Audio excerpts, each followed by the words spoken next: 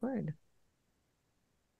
Hello there, healthcare humans. Thank you so much for coming back for another episode of The Other Human in the Room. I am super excited to be in conversation with another healthcare human who this is our first time actually meeting, but I Mm. have lots of questions and I'm so excited to hear more of your story. Before I hit record, I forgot to ask you how you pronounce your name. Oh my So goodness, yeah. how do So you? my last name is spelled or is pronounced Chellew. Chellew. So the Okay. CH is a soft, kind of like Richelieu. Yeah. Um, yeah. Okay, well, Yeah. just tell me more. Introduce yourself to the listeners. What do you want them to know about you? Absolutely. So I'm an emergency room physician, CCFP EM. I've been in practice for 13 and a half years in Ontario. Busy ER practices and varied. And have in the last 5 years, through my own experience of burnout and overwhelm, which I think we all can relate to, Mm, uh, I've come on a really amazing journey through doing my own healing, my own work in something called somatic experiencing, which really transformed me in such an amazing way. All of this happening before the pandemic, and allowed me to really thrive despite all of that extra stuff that we went through. And now in the last year, it's something that I'm using in my own coaching program and my own support to really empower physicians, healthcare workers, now residents, to really be able to thrive and move from burnout to thrive in a really empowered way. So that's where I come from, and we can talk more about the somatic experiencing piece, but really, what I've come to appreciate in the last many years is the idea of nervous system health and resilience mm. is just so fundamental in everyday life, not just our work, but in our day-to-day lives. So Yes, yeah, absolutely. Oh, yeah. I absolutely going to talk to you more about it. I think a good entry point in, if you're willing to share, is would you share a bit more about what happened 5 years ago in terms Mm, of hitting that burnout and how you felt then and then how you came to the place you are now? yeah. So, the burnout experience for me happened, I guess it was around 2018, 2019, and I didn't know it at the time. My career really took off. I was working in a busy community department, really involved in, clinical, non-clinical things. My life was busy outside of medicine. I had tons of passions, young family, travel, sports, music. I was doing all of the things that, we were told that will keep us well, Mm, you know. And and then this shift happens, and as I think on it now, I don't exactly know the timing, but slowly this subtle, insidious burnout began to set in. And the experience, as I see it now, is I started to feel that irritability at work, that sense of responsibility that is really such an honor in the work that we do, was being replaced by burden. mm, The challenges that I was facing at work were actually annoyances and aggravations. mm, I would, be physically present in a patient's room and having conversations and asking all the right questions and taking all the notes, but I wasn't actually authentically there. Mind was on the to-do list. Mind was thinking of the tests I needed to order, thinking of the waiting room full of patients, thinking of, maybe the argument I had with my wife that morning. I had this external smile on my face, and, had this air about me that everything was great. And really my internal experience was that I was getting so wound up and overwhelmed. I describe it that I was becoming this like robotic shell of a human that was just kind of going through the motions. I'd arrive at work, I'd punch in and punch out, and there was no authentic connection. I was exhausted. I'd get an hour into a shift and I'd be like, I'm done. I can't see any more patients. I just can't. Let alone by the end of this shift where I was just like, I'm out of here. I go on a vacation, and I call this vacation ineffectiveness. I'd come home from, a fantastic 2-week adventure with my family, feeling rejuvenated and ready to go. And within 2 hours of my next shift, I was grumbling about when's my next vacation going to be. Yep. Right. And, I had three things that really, really hit home for me. They were, and it didn't really, at the time, I didn't realize it, but they were all, things that were showing externally what I was becoming, the version of myself that I was becoming. I had two patient complaints with the CPSO, which, as I share this now, like this is, I relive, the shame, the sense of failure, the rejection, and in emergency medicine, we talk about these things as, it's just a matter of time before they happen.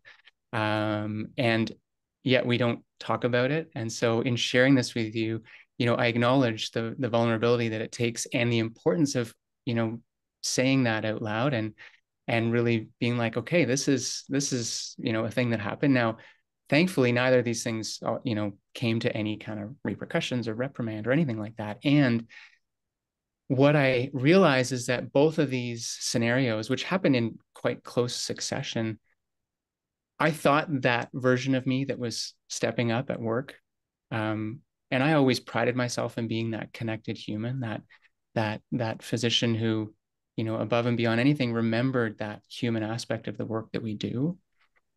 And both of these instances, what my patients were seeing was not that.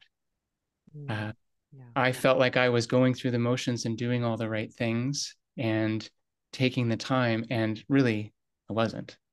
And really, if I had been truly connected and grounded, and functioning as I came to learn with a nervous system that was regulated, I would have had that more authentic experience.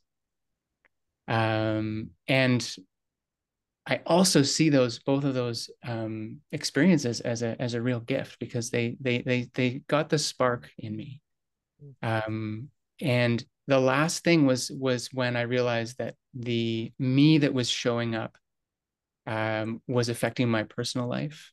And I can remember having my kids, who were young at the time. They were 4 and 1, and I had my kids on my own, visiting my family one weekend. And I don't remember the circumstance, but I was trying to get them ready, and we were trying to leave, and this sudden, totally out of the blue explosion of like verbal aggression and rage came through me towards my parents in front of my kids. And it was, it was just so out of character for me. And I can remember leaving and driving and having to pull the car over.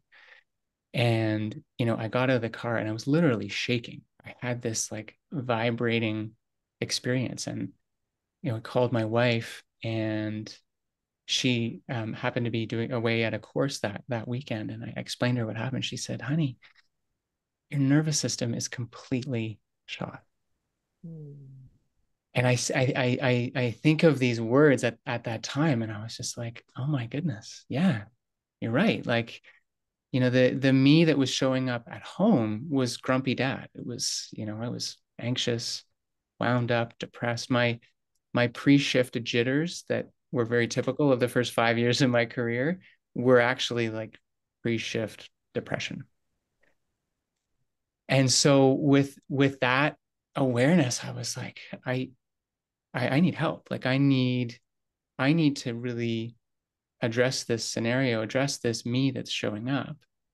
And that's how I came to really the whole concept of nervous system health resilience, and came to somatic experiencing, which was a 2.5 year journey of extra training and really my own support, my own healing. And this all happened pre-pandemic. And so coming into COVID and what we experienced in the hospital and beyond, um, I actually felt like I could thrive amidst that. Um, and that I had this experience that had become so much more regulated, so much more authentic. My connections with patients, with consultants, with colleagues, and I realized, the whole concept of nervous system health and regulation, um, all of the things that were happening to me at work, all of the day-to-day stresses, and in the emergency world and in medicine in general, we really see the true traumas, Oh yeah. frankly. Mm. And I wasn't processing any of those things. I was doing what we are traditionally not told to do, but expected to. It's just like, it's going to be hard, and carry on and soldier on and cope. And coping for me with a nervous system that was dysregulated meant reaching out to those things that I talked about, with the sports and the music and the extracurricular, and venting with colleagues after shifts. And none of that really allowed me to address the root cause of me, of the me that was showing up. And that was a me that was completely wound up and trying to function with a nervous system that was completely tangled. I use the slinky analogy, Mm. which I love. And I bring up the idea of nervous system health to physicians and residents, and a lot of people don't necessarily have a concept of what this is. And the slinky analogy is so amazing because it's, I'm sure you remember, or maybe your kids have slinkies, and that fresh slinky that you pull out of the box is so resilient and so malleable, and can take a hit, and the wave goes through. And I'm sure we all remember the actual slinky experience is that often they get kinked or they get tangled, and you end up with this kind of useless metal ball. And that was me. That was my nervous system. It was like, you know, put me in a high stress scenario. I can run a code as efficiently through that wound up nervous system as anyone. But when it came to actually being connected to that authentic connection with other people, uh, it wasn't possible. It was simply not possible. Wow. And Yeah. that's what you feel like now in your, so what does your day-to-day work look like now? I want to ask you more about what somatic experiencing is, but I'd love to hear even just a couple examples of what it feels like day to day. Mm-hmm. Either like a it'd be interesting to hear at least one anecdote when everything was hitting the fan, for many months to years, 2020, 2021, etc. Actually, Yeah. Yeah. and what you noticed in terms of like, when my slinky was really kinked, I know how I would have, what feels Mm-hmm. different now. I would love Mm-hmm. a couple examples of that. Yeah. Yeah. So, I think of just my general patient interactions, with, since sort of 2020. There's a much more grounded experience for me physically. Mm. And I use, these practices, initially use them for myself, and realize like, okay, this is really helping me. And it wasn't until I started to have more authentic conversations that I actually saw the effect in the people that I was serving. Um, I would the venting session that I may have had with a colleague at work was actually an opportunity to just connect with that nervous system experience that was going on. And the difference from beginning of conversation or beginning of interaction to end was completely different. There was a sense that both myself and or the patient or the colleague that I was interacting with were actually a little bit different, and had actually processed, which is exactly what the somatic experiencing work seeks to do. I found, with my kids at home, I was so much more connected into what they were experiencing. My interactions with them, I was so much more present, grounded. I had more energy. I didn't feel overwhelmed by that excessive external challenge that we faced in that time. Hmm. It's Mhm. beautiful. I'm Yeah, sure then allowed you to be also like an anchoring point or a resource to others during that time too. Hey, absolutely. yeah, Absolutely. Which in turn fueled me, yeah, and allowed that sort of that ripple effect. yeah, Yeah. totally. Oh, Yeah. it's beautiful. So, in terms of this modality that you love so much, the somatic experiencing, which I'm sure it's not like a single thing, like it can be Mm. expansive, I'm aware, Mhm. but like what, how would you define it? Like, how do you explain it to people who haven't heard of it Mhm. before? Mhm. I love the challenge of that question, Yes, especially from doctors and from yes, healthcare professionals. We so much of what we do and how we function and how we thrive is with mind, right? yeah, We want to understand, we want to get the concepts so that we can put them into the box and make the diagnosis and provide the treatment. And as you can imagine, somatic experiencing really is quite different than that. It is all about connecting with the physical, so somatic, the body experience. And really what it is a set of tools, a set of techniques that allow processing of the effects of unresolved nervous system events, traumas. Call them big T traumas, little T traumas. I call it life in the 21st century because, whether you're running a code pink, or breaking bad news to a patient, or managing the to-do list of your day-to-day home life, getting the kids off to school, late for a meeting, whatever it may be, your nervous system, while there is a spectrum, doesn't necessarily know the difference of the circumstance. It's all sympathetic activation. And are we actually processing? Um, my experience was that I wasn't. And I use the roller coaster analogy. And if you think of a sympathetic activation state, that initial hill on the roller coaster as you're going up is terrifying and exciting, but mostly terrifying. And that is often what our nervous systems do in any occasion, any kind of event that might activate us. The beauty of somatic experiencing and the concept is if we are able to titrate that experience, um, in support by being supported by someone else, we can go up that hill of the roller coaster, be with that, and really just be aware of that experience physically in our body. We go down on the other side of that roller coaster ride, and it's a whole different world. It's a whole different experience. And the idea being that in doing that, you're actually allowing the nervous system to move that bound up energy, that slinky that was tangled is, magically starting to untangle.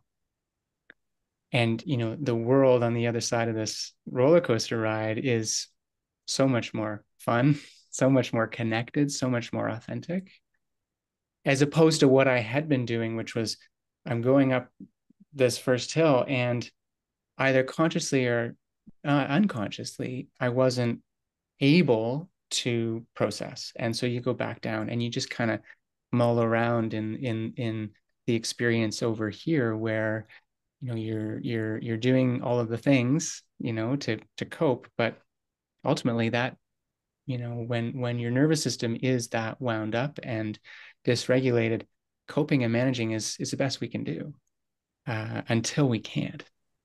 And my passion and my awareness of somatic experiencing is that with this as a tool, I've come to realize that we don't need to go through that pain, that suffering, that breakdown in order to be able to access that sense of thriving and authenticity and really serving in our highest possible way.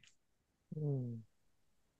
That sounds so good and so attractive, I'm sure, to everyone listening. And I was Yeah. trying to think of to those listening who maybe have tried different versions of this or curious about it, what they may encounter is barriers to considering.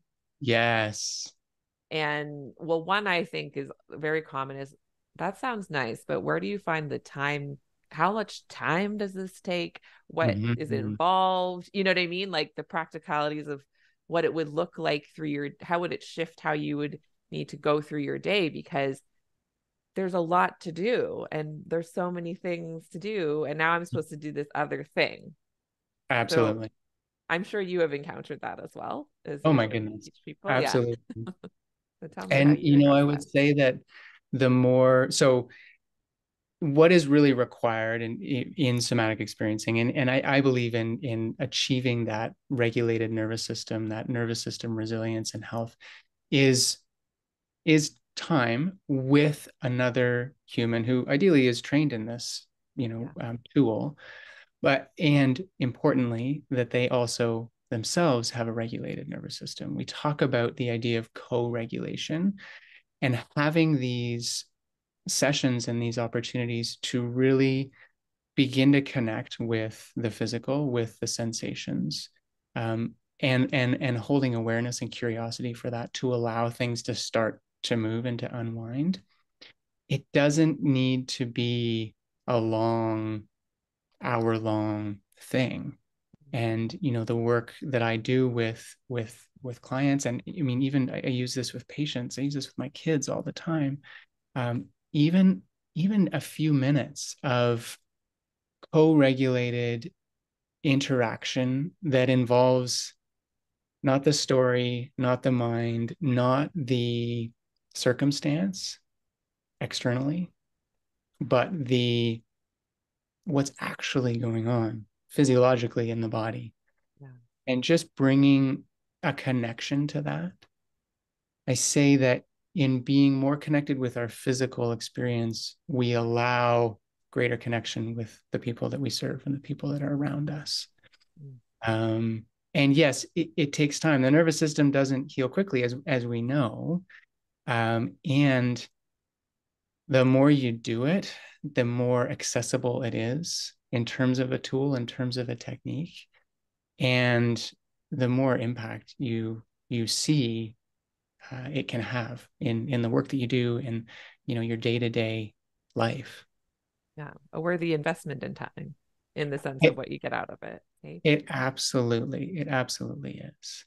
Mm. And it brings up thought of we talk a lot about burnout and the external things that we try to do to fix burnout and the systemic changes and the you know all of that. And yes, all of that is important, and I know that all of system changes are happening and will happen, and we're still in the trenches showing up Yep. in these jobs, right? Yep. At the office, at the hospital. And so while all of that is happening, who is the me and who are the we's that are showing up? Mm. And are we truly showing up in our most authentic, optimized selves? Yeah. Oh, I love that. The who Mm-hmm. is the me that's showing up. Mm-hmm. I was curious. You're speaking of, so I hear that part of it is having to kind of come to a different relationship with mind, as you're calling it. So, and Yeah. story, which are those are terms I really relate to. And I often talk about on the podcast too, of like, what's the story that you're telling yourself about the situation? And then Mm-hmm. finding ways to recognize and release ones that aren't serving anymore, right? Yeah. And you gave a really good example that I hear all the time from pretty much every healthcare human that I've ever like worked with or talked to. And especially in the like those who work in Emerge, there's a specific version of it, Mm-hmm. which is the waiting room. I've Mm-hmm. heard that so often. So say I'm talking about, techniques that can help with time management or taking time to be present with a person. And one of the most common story and somatically experienced barriers, like it's a Mm-hmm. physiological experience of there are people waiting for me. Like Yeah. it's not just like a fact in our heads, but our nervous system reacts to that story. Oh, Hey. totally. Totally. So tell me what has shifted? How do you now think of that story in a Mhm. way that allows you to take the time with the one we that you have in that, behind a curtain or whatever, that one Mhm. person that you're trying to Mhm. focus in on now? Yeah.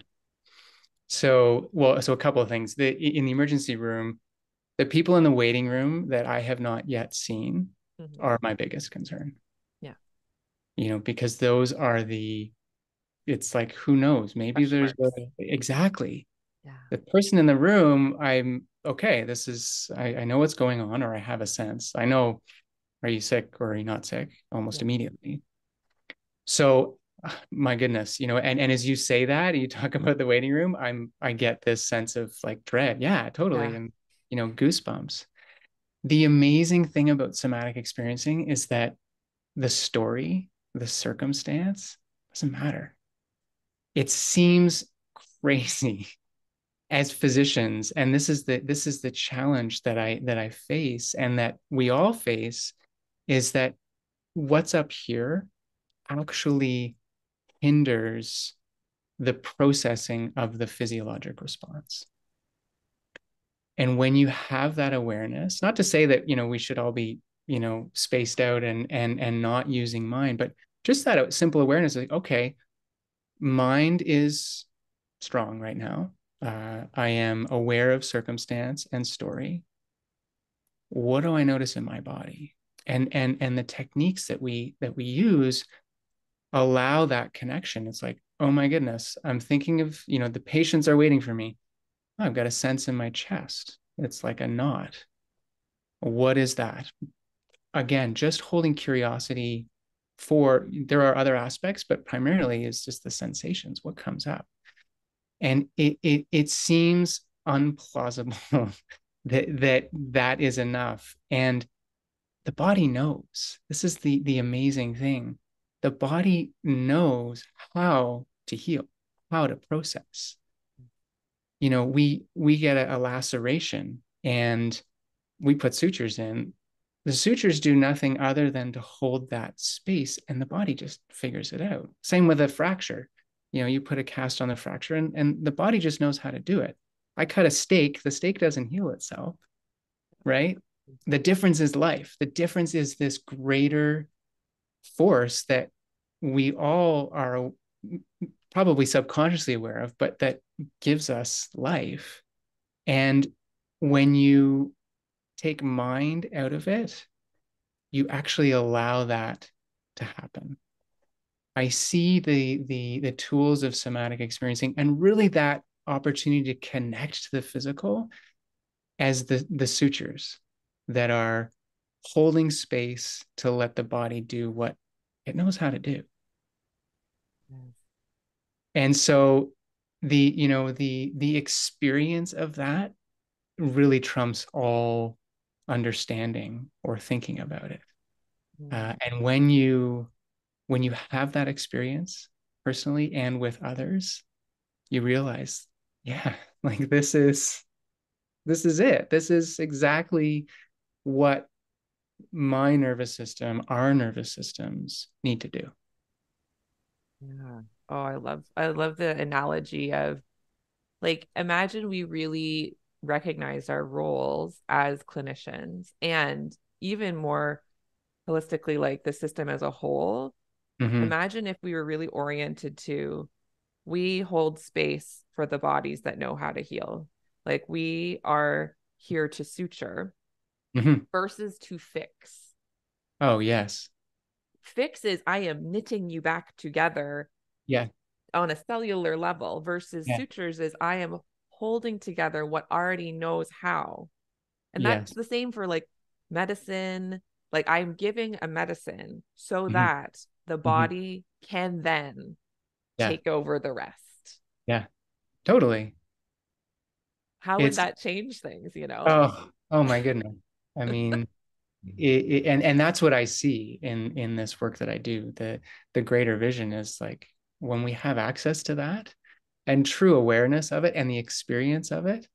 I mean, there are no words. It's truly extraordinary. I think of my some of my recent interactions with patients in the last few months, the experiences that are most impactful have nothing to do with the prescription that I wrote or the procedure that I did. It has to do with that greater connection and that greater awareness. And you know, it's yeah, I mean the impact that we can make knowing that is, I mean, it really is so profound. And so it really busts that box, that bubble of what we're conditioned, what we're culturally taught and conditioned and go through in the work that we do in our training and everything. So Yeah. yeah. I'd love to hear you speak a bit more about that because I know the conditioning is strong. Hmm. And um, based on the kind of uniformity of so family physicians who work outpatient, we have our set. Emergency room physicians, there's overlap, but y'all have your own sort of set of conditioning. Hmm. I hear very frequently, like say like I work with residents and they're like, they will say things at different emergency room physicians or like you have to always do this because like sort of fear-based things. Hmm. um Medical legal stuff is a common one that I hear. I'm wondering, like, what have you noticed are some of the conditions of that kind of work that you noticed when you became aware, like, oh, these are the ones that are keeping me from connection the most, you know, and Hmm. how you worked through some of those, whether for you it was the medical legal thing or, you Hmm. know, whatever it could be. What are some of those conditions you see are common in the culture of your particular workplace, you know? Well, so in emergency medicine, certainly in Canada, and I believe also in the States, we often grumble about the people who show up who don't truly have emergencies. Yes. And we say, well, I can't remember what the percentage is. I'm sure it's probably varying, but I think upwards to 30-40% of people who come in the emergency room actually, aren't truly needing urgent care.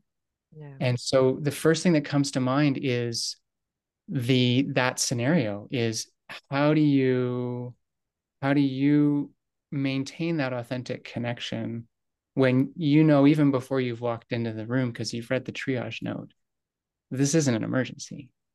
Yep. Good one. And right, like Yes. it's a real challenge, and it's everything comes up. It's like, oh, I'm spending so much time with this patient and the waiting room, and maybe there's an MI sitting in the corner, and oh, I've got to go follow up on that, all of that stuff. And um you know I'm thinking, how do I cope with that, or how do I come to grips with that? It with the regulated nervous system experience, there is such a more authentic connection with the person that you're interacting with, that you start to see the true compassion aspect of the work that we do, which compassion comes from to suffer with, which really is a connection to. And so it's almost like an automatic connection to what their experience is, and again, without all of the conditions that maybe our mind is saying are, you know, coloring that experience for us. And then coming to that scenario in that authentic, grounded way, you know, it's not an interaction that is a challenge. It's not, well, this is not something that, you know, you're wasting my time, you're, you know, misusing resources, et cetera, et cetera. It's okay. I hear you. I feel you. I know this frustration because I am experiencing it myself right now in what you're sharing. And I had a scenario a couple of months ago with the mom of a child who had, you know, months and months and months and months of lots of non-specific things and you know, tons of tests, and I went into that interaction aware of that old me, that old conditioned, you know, this is gonna be basically me convincing her that she doesn't need to be here. This is gonna be you know, an argument over, we need this test, why can't you do this, what do you think, doctor? And just being aware of that, and then coming to the interaction with a really grounded physical being and connecting. I didn't give any medical advice. Mm. I didn't, you know, obviously, like vital signs, and you do the things that as Yeah. emerge docs and as family physicians, like we have to do. And those things, you know, we check those boxes off probably within minutes of speaking with patients. Oh yeah. And from there, I was just with her and felt the experience with her and connected her to the physical experience that she was going through. And we had this, you know, 5-minute interaction that really brought her through what we call in the somatic experiencing world a pendulation experience of processing. And I was with her and actually had the same experience. And on the other side of it, there was no demand for this test or this referral. There was simply connection and ultimately appreciation for that time. And I didn't like that. The doctor hat was on for a little bit, but I really I see that in those moments, and that greatest impact actually comes when the doctor hat is not on. You know, I may be wearing the costume Yes. and you know, in the right space, and ultimately, you know, I'm in those moments, I am less role and more soul. Hmm. You know, I'm really connecting on a different level. And Yeah. I have come to realize, and I've always known this, but the healing that comes from that, I think, is so much more powerful than 100%. any prescription, than any referral or test we can order. I think there's also something healing about someone inhabiting your role, connecting Mm-hmm. via soul as well. Mm-hmm. I think Mm-hmm. one of the things that when I kind of consider how one can do this work, something that makes me really want to continue to practice medicine for sure is to have it be this inside out shift where what if Mm-hmm. more of us change the role by leading with soul more, you know what I mean? And that would shift even what the expectation is of clinicians, not Oh in my, an expectation way, but just, oh, more often when I see a clinician, this is what I experience, and we do it for each other. yes, totally. And you know, when I'm thinking of the work that I do, and when I'm, you know, working with physicians and residents and nurses, there's an awareness of them, Mm. and there's awareness of the work that I have done for the me. And actually, more importantly, it's coming from a place of service to others and the impact on others, not just the patients, their family members, their, you know, the friends that they interact, like every aspect of the connection that we have, that ripple effect.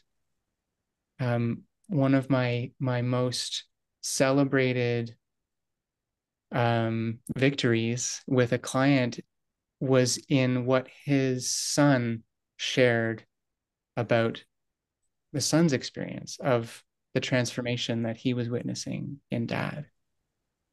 He started counting days from when dad was last grumpy. Oh, And, my heart.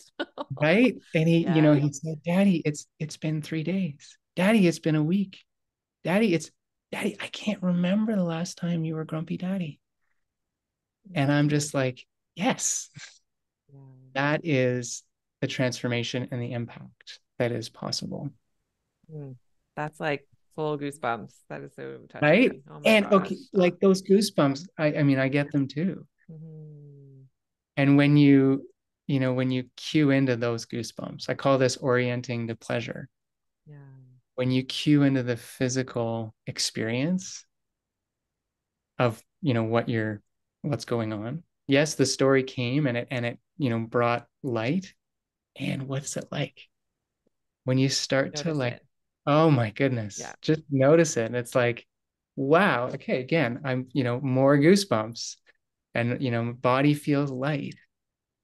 When you start to cue into that stuff, and this is one of the first things that I do in my work is connecting to that, access to that, and ideally access to the pleasant stuff first.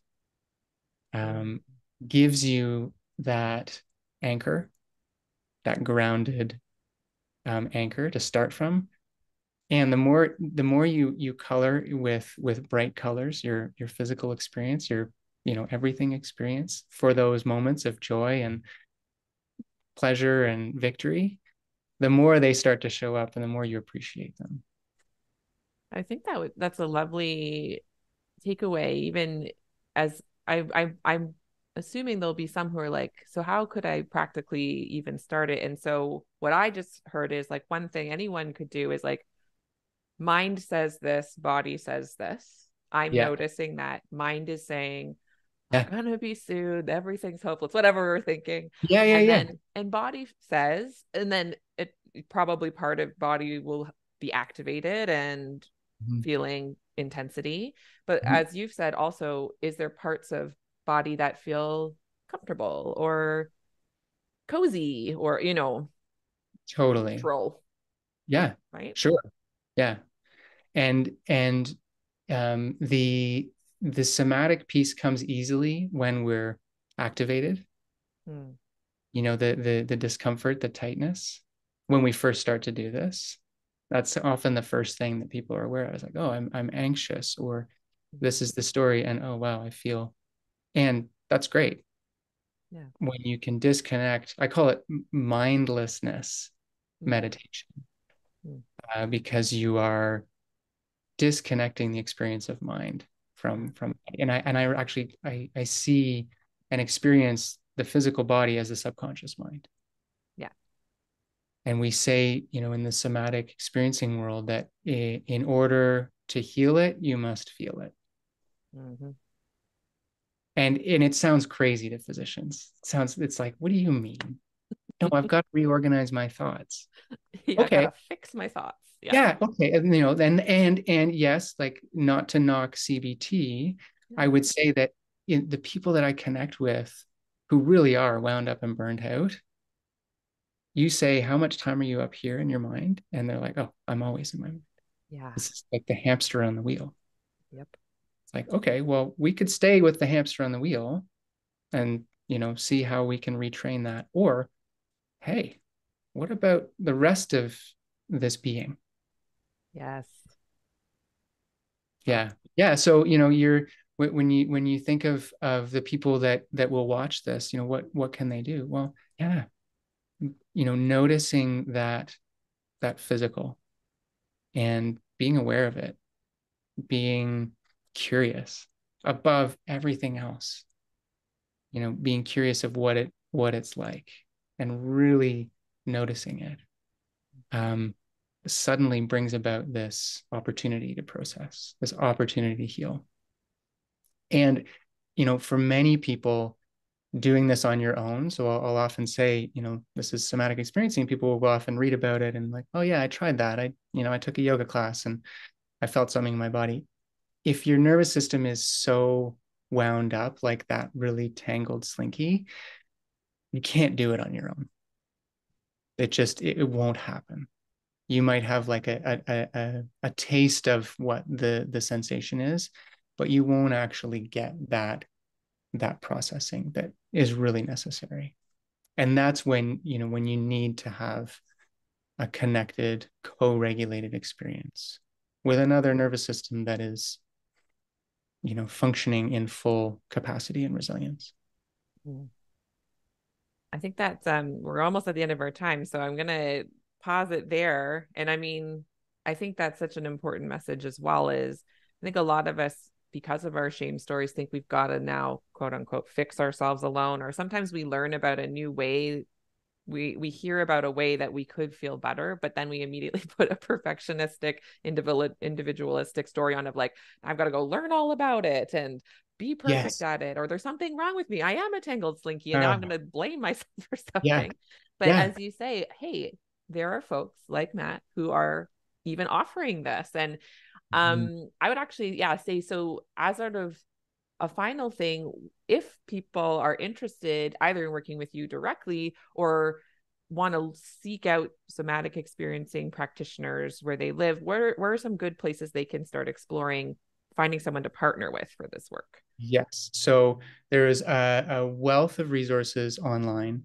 There's an online directory for somatic experiencing practitioners.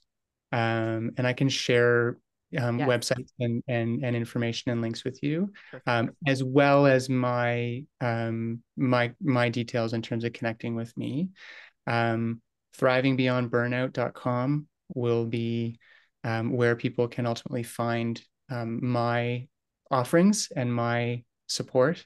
Um, I'm beginning to be more visible on social media and in terms of connecting. I welcome conversations. I welcome experiences, and really, we can talk all we want about what somatic experiencing is and what nervous system health and regulation means, and what really trumps all of that, all the reading, all the websites, is the experience. Yep. And it can be a 10-15 minute opportunity of co-regulated processing. So yeah, Wow. and to your point, and it's likely a bigger conversation, the idea of medical culture and us, being reluctant to seek our own healing and our own support.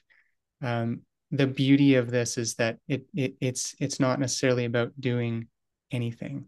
It's about being. Yeah. It's simply about being aware, being curious, being fascinated with what the human body can do and is doing, and that the transformation that occurs is really truly extraordinary. And I say, it's from burnout to thrive. And the blueprint that I've created and that I really empower people with is to do that in a really empowered way that you have for life, that is something that will always serve you and serve the people that you impact. Mm. Yeah. Well, that sounds really good. I'll make sure I include the links like in the show notes on the recording for sure. So if you're listening to this or watching it, look at the show notes and you'll find it. Yes. Thank you so much. This was certainly a grounding conversation for me this morning. I love knowing there are Mhm. humans in healthcare like you who are doing this work. I think Mhm. it's all this work, whether it's sometimes the names are slightly different, sometimes the exact angle folks are doing it is slightly different. And that is so good because that Yeah. means that there's voices for everyone. And I just think that's so beautiful. Mhm. And yeah, I'm grateful for you for taking this hour to talk to me as well. Well, I'm grateful for the opportunity, and I can echo your comment, and I have to say that I am so inspired and fueled by what you are doing and the offerings that you have put out. Um, it really is fantastic to know that, you know, this healthcare system of the future is really going to be built on the shoulders of people who are authentically connected with, you know, the truly most important aspect of the work that we do, Yep. and that connection. So it really is an honor and great to share in this experience with you. Yes. All right. Well, thank you so much for listening, everyone who listened in. Check out Matt's work for sure. And otherwise, we'll talk to you next week.